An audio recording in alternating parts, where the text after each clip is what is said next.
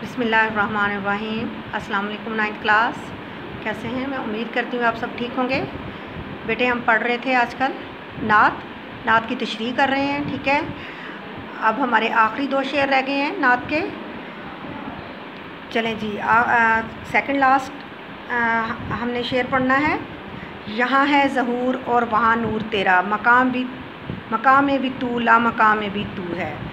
यहाँ भी ज़हूर यानी दुनिया में भी और आखिरत में भी तेरा ही ज़हूर है, तेरा ही जलवा है।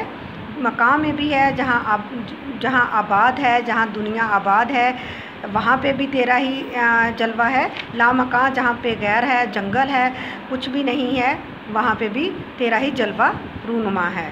जो बेदाग लाला, जो बेखार गुल, वो तू है, वो तू है, वो तू है, वो तू है।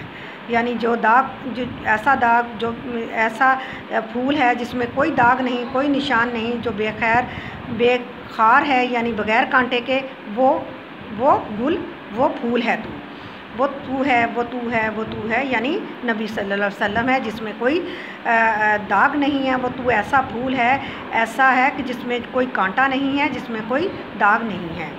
चलें, इसके आपने अल्फाज के मायने लिखने हैं, मुश्किल अल्फाज के, ठीक है। चलें बेटा लिखें। ज़हूर इजहार, जलवा यानी नूर, रोशनी, मकान मादी दुनिया यानी मस्कन, ला मकान यानी गैराबाद, जैसे आलम क़ुद्स, आलम बाला। इसका मफ़हूम क्या है? आप सल्लल्लाहु अलैहि वसल्लम की ज़ात का ज़हूर इस दुनिया में भी हुआ और आलम क़ुद्स में भी, यानी आलम क़ुद्स में भी, यानी जो अगली दुनिया होगी उसमें भी आप सल्लल्लाहु अलैहि वसल्लम का ही नूर होगा, ठीक है। क्या इसकी तशरीह कीजिए। इस शेर में शायर नबी पाक सल्लल्लाहु अलैहि वसल्लम की अज़मत बयान करते हुए कहते हैं कि इस दुनिया में नबी सल्लल्लाहु अलैहि वसल्लम का बशर की सूरत में ज़हूर हुआ है और वहाँ यानी अज़ल में आप सल्लल्लाहु अलैहि वसल्लम का नूर सबसे पहले तख्लीक किया गया है। बाकी कायनात को लफ्ज़ कुन कहकर तख्लीक किया गया, यानी आप सल्लल्लाहु अलैहि वसल्लम की ज़ात इस कायनात का मकसद तख्लीक करार पाई।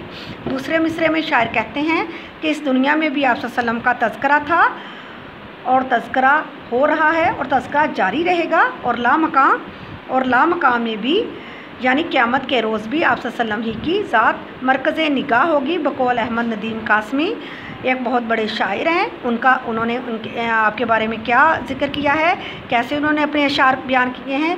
मेरा तो कायनात में तेरे सिवा कोई नहीं, अर्ज़ तेरी, समा तेरे, बंदे तेरे, खुदा तेरा। यानी किसको कहा कि नबी पाक सल्लल्लाहु अलैहि वसल्लम को कहा कि मेरा इस कायनात में तेरे सिवा कोई नहीं है। यानी अर्ज़ तेरी, ये ज़मीन तेरी है, ये समा तेरे, ये आसमान तेरा है, ये बंदे तेरे हैं, जो मखलूक है इसमें, तो खुदा तेरा है। तो फिर मैं पीछे कहाँ, मेरा भी तेरे सिवा कोई नहीं है। असल में शायद नबी पाक सल्लल्लाहु अलैहि वसल्लम की अज़मत बयान करने का ख्वाहा है। इस दुनिया में नबी पाक सल्लल्लाहु अलैहि वसल्लम की मोहब्बत ईमान की अलामत है। क़यामत के रोज़ भी आप सल्लल्लाहु अलैहि वसल्लम की ज़ात हमारे लिए बाइसे शफ़ाअत होगी।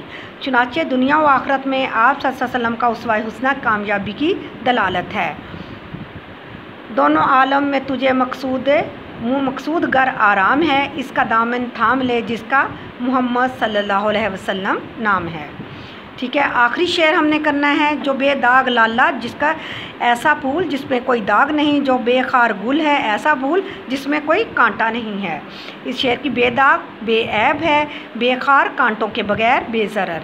लाला के फूल में दाग और गुलाब के फूल में कांटे होते हैं, लेकिन सिर्फ़ और सिर्फ आप सल्लल्लाहु अलैहि वसल्लम की हस्ती हर किस्म के दाग और ऐब से पाक है। लाला और गुलाब, इसकी अब हम तशरीह करेंगे। लाला और गुलाब ये दोनों फूल अल्लाह की तख्लीक और कुदरत का बेहतरीन मज़हर हैं, जो अपनी खूबसूरती और रनाई में मुनफरद हैं। लाला फूल की सुर्ख रंगत जो इंतहाई दीदा ज़ेब होती है, मगर अल्लाह ने इसके सीने में काला दाग रख दिया है। गुलाब का फूल जो अपनी खुशबू में फूलों की दुनिया में सबसे मुमताज़ समझा जाता है, इसका दामन भी कांटों से भरा हुआ है। अल्लाह ने दुनिया की हर खूबसूरती में कोई ना कोई ऐब और नक्स रख दिया है, कोई चीज़ मुकम्मल नहीं है। पता है ना आपको कि कोई हर चीज़ मतलब उसमें कोई भी चीज़ है जितनी भी खूबसूरत हो उसमें कोई ना कोई ऐब होता है, कोई चीज़ मुकम्मल नहीं होती।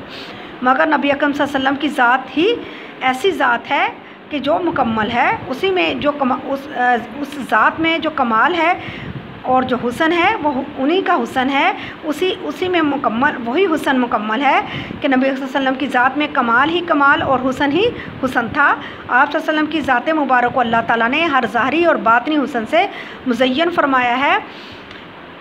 شاعر رسول صلی اللہ علیہ وسلم حسان بن ثابت کے کچھ نعتیہ اشعار کا مفہوم ہے: اے محبوب، آپ سے زیادہ حسین میری آنکھ نے دیکھا ہی نہیں، اور آپ سے زیادہ حسن و جمال کا پیکر کسی ماں نے جنا ہی نہیں۔ آپ صلی اللہ علیہ وسلم ہر عیب سے پاک پیدا کیے گئے ہیں، گویا جیسے آپ صلی اللہ علیہ وسلم چاہتے تھے ویسا ہی آپ صلی اللہ علیہ وسلم کو پیدا کیا گیا۔ آپ صلی اللہ علیہ وسلم کو سیرت و صورت کی ہر دلکشی عطا کی گئی تھی جو ہر قسم کے نقائص سے پاک تھی۔ نبوت نہیں ملی تھی تو وہ راز ظاہر ہونے لگے کہ کافر بھی آپ صلی اللہ علیہ وسلم کی عظمت کے اندر سے قائل ہونے لگے۔ دوسرے مصرعے میں شاعر لفظی تکرار سے آپ صلی اللہ علیہ وسلم کی عظمت اور آپ صلی اللہ علیہ وسلم کی شان، آپ صلی اللہ علیہ وسلم کی توقیر اور آپ صلی اللہ علیہ وسلم کی عزت کو بیان کرتے ہیں کہ ایسی ذات صرف اور صرف نبی پاک صلی اللہ علیہ وسلم کی ہے۔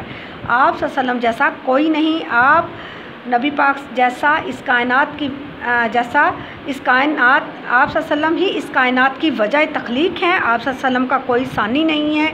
آپ صلی اللہ علیہ وسلم کو جو اوصاف حمیدہ عطا فرمائے وہ کسی کو نہیں دیے گئے۔ یہی وجہ ہے کہ شاعر مشرق یہ کہنے پر مجبور ہوئے۔ شاعر مشرق کون ہے؟ علامہ محمد اقبال۔ انہوں نے کیا فرمایا؟ حسن یوسف دم عیسیٰ ید بیضا داری، آنچائے خوباں ہمہ دارند تو تنہا داری۔ ٹھیک ہے بیٹے، آج ہمارا یہ نعت جو ہے اس کی ہماری تشریح مکمل ہو گئی ہے۔ پہلے 3 شعر کیے، پھر ہم نے 2 شعر کیے ہیں۔ تو آج ماشاءاللہ سے ہمارا یہ کہاں کس مجموعہ سے لیا گیا؟ محمد خاتم النبیین سے لیے گئی تھی یہ اشعار۔ تو یہ کس نے لکھے تھے؟ امیر مینائی نے لکھے تھے۔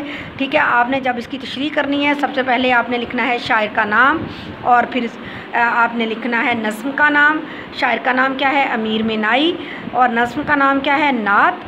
اور پھر اس کے بعد آپ نے مشکل الفاظ ان کے معنی لکھنے ہیں، اس کا مفہوم لکھنا ہے آگے اس شعر کا کہ کیا بنتا ہے۔ اس کے بعد آپ نے تشریح کرنی ہے اور بہت اچھے سے آپ نے یاد کرنی ہے۔ میں امید کرتی ہوں کہ جس طریقے سے میں نے آپ کو کروائی ہے آپ اسی طریقے سے اچھے سے اس کو لرن کریں گے اور اپنے رجسٹر پر لکھیں گے۔ اوکے، اللہ حافظ۔